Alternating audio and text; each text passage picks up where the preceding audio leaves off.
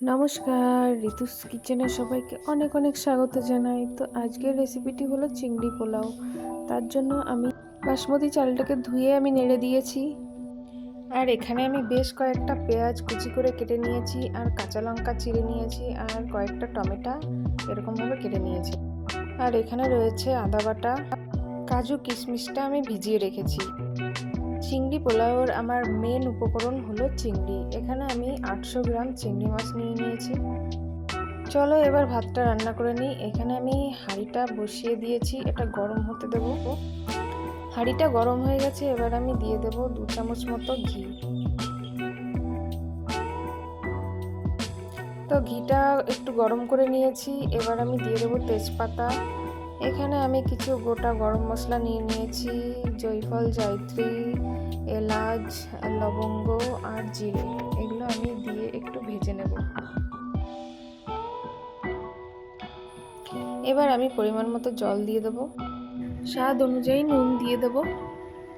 মাছে আমি নুন, হলুদ, একটু লঙ্কা গুঁড়ো দিয়ে মেখে নেব। আর দিয়ে দেবো একটু সর্ষের তেল। এদিকে কড়াটা বসিয়ে দিয়েছি, কড়াটা গরম হয়ে গেছে, এবার দিয়ে দেবো সর্ষের তেল। এবার আমি মাছগুলো ভেজে নেব।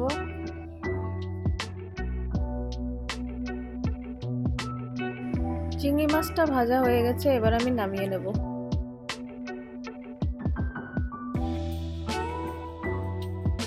ভাতটা হয়ে এসেছে, এবার আমি ফ্যান ঝরিয়ে নেব। ভাতের ফ্যানটা আমি ঝরিয়ে নিয়েছি। ওইদিকে আমি কড়াটা বসিয়ে দিয়েছি, কড়াটা গরম হয়ে গেছে, এবার আমি দিয়ে দেব পরিমাণ মতো ঘি। আর দিয়ে দেব একটু সাদা তেল। তেলটা গরম হয়ে গেছে, এবার আমি কাজু কিশমিশগুলো ভেজে নেব। ভাজা হয়ে গেছে, এবার আমি তুলে নেব। ওই তেলেই আমি এবার দিয়ে দেব গোটা গরম মশলা, তেজপাতা, কুচি করে রাখা পেঁয়াজ। পেঁয়াজটা একটু ভেজে নিয়েই দিয়ে দেবো চেরা কাঁচা লঙ্কা। একটু নেড়ে চেড়ে টমেটোগুলো দিয়ে দেবো। আর একটি বাটিতে আমি গরম মশলা, স্বাদ অনুযায়ী নুন আর কাশ্মীরি রেড চিলি পাউডার দিয়ে মিক্স করে নেব। আর একটু হলুদটা বলতে ভুলে গেছিলাম। জল দিয়ে গুলে এবার আমি এটা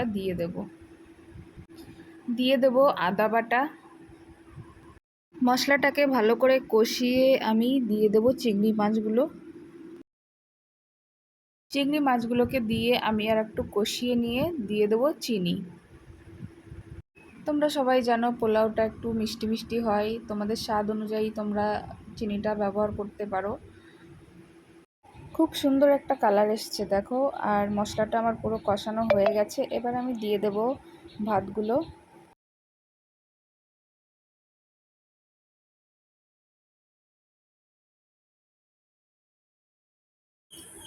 এইভাবেই আমি ভাতটা ভালো করে ভেজে নেব।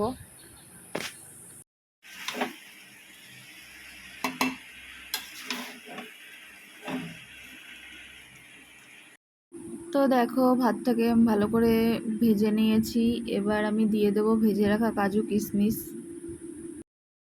খুব বেশি নাড়া যাবে না, নাড়লে কিন্তু ভাতগুলো ভেঙে যাবে। আর আরও 5 মিনিট আমি এইভাবেই হালকা আছে ভেজে নিয়েছি। তো আমার চিংড়ি পোলাও রান্না করা কমপ্লিট। তো আমি একটা প্লেটে সার্ভ করে তোমাদের দেখাচ্ছি। একটা প্লেটে আমি চিংড়ি পোলাও নিয়ে নিয়েছি, সঙ্গে রয়েছে চিকেন কষা। ওফ, সত্যি দারুণ হয়েছিল খেতে। তো তোমরা এটা বাড়িতে অবশ্যই ট্রাই করো, আশা করি খুব খুব ভালো লাগবে। আর ভিডিওটি ভালো লাগলে প্লিজ লাইক, কমেন্ট, শেয়ার এবং সাবস্ক্রাইব করে দিও।